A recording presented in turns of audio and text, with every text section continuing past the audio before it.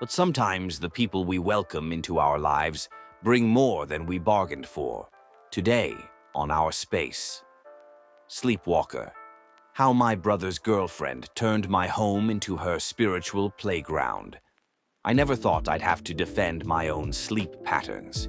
I never imagined that something as simple as sleepwalking would turn my life upside down. But here we are, in a world where the person I least expected would cross boundaries I didn't even know needed to be set. Let me start from the beginning. Maybe you'll understand. Family is everything to me. When my brother needed a place to stay, I didn't hesitate. My home became his home. We've always been close despite our age gap. I was there for his first day of school, his graduation, and every milestone in between. I thought I knew what to expect when he moved in with me. Late-night gaming sessions, dishes left in the sink. Normal brother stuff. What I didn't expect was that opening my door to him would mean opening my life to a stranger who believed my unconscious movements were messages from the cosmos. I'm 28, living in my own place, building my career. My brother is 19, still finding his way. When he asked if he could stay with me while he figured things out, I was happy to help. It felt good to be the stable one, to give back to the kid who once looked up to me for everything. Then came Starchild. That's not her real name, of course, but it might as well be. My brother's first girlfriend, a 19-year-old with eyes that seemed to look through you rather than at you. At first, I was just happy for him. First relationships are special, right? But it didn't take long to realize that Starchild wasn't just quirky or eccentric. She lived in a reality entirely her own. Dragons. Real. Psychic networks connecting all humans. Absolutely. Conspiracy theories about government mind control. She could talk for hours. And she did. Every single day. It started innocently enough. My brother and I were laughing about the time I sleepwalked into the kitchen and left all the condiments out on the counter.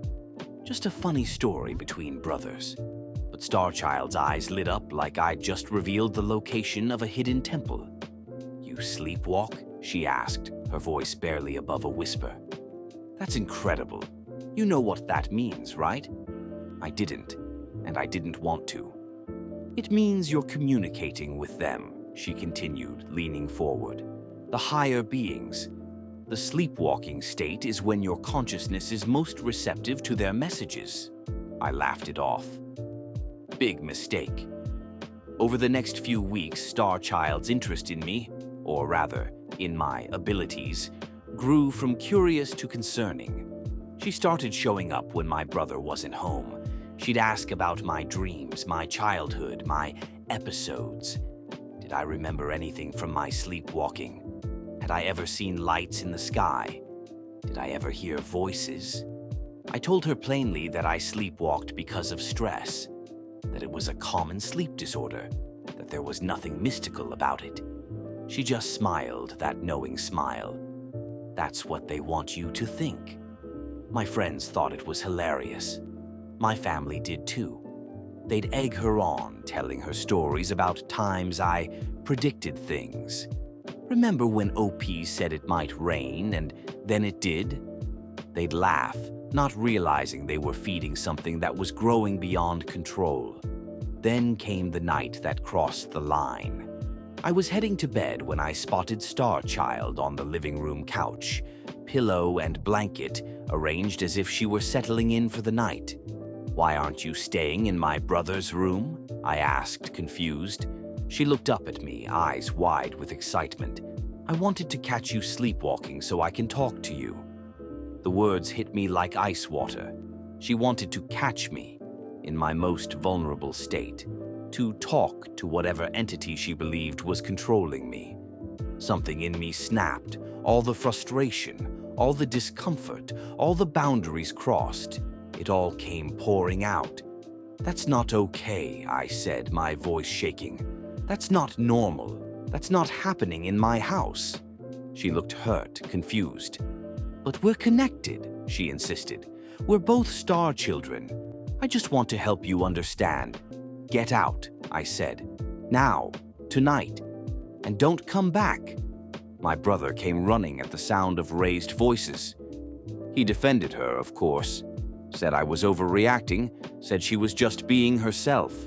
I told him if he couldn't see how wrong this was, he could leave too. In the silence that followed, I questioned everything. Was I the one who was wrong? Had I overreacted to a harmless, if unusual, interest? But the more I thought about it, the clearer it became. This wasn't about beliefs or personality quirks. This was about consent, about boundaries, about having the right to feel safe in my own home, in my own skin, in my own sleep. I had told her before that her questions made me uncomfortable. I had asked her to stop. I had tried to establish boundaries. She had ignored them all, and everyone around me had treated it like a joke. Days passed. My brother wasn't speaking to me. My mother called, angry that I had kicked him out over something so silly. Friends texted, suggesting I was throwing away a relationship over a harmless eccentric.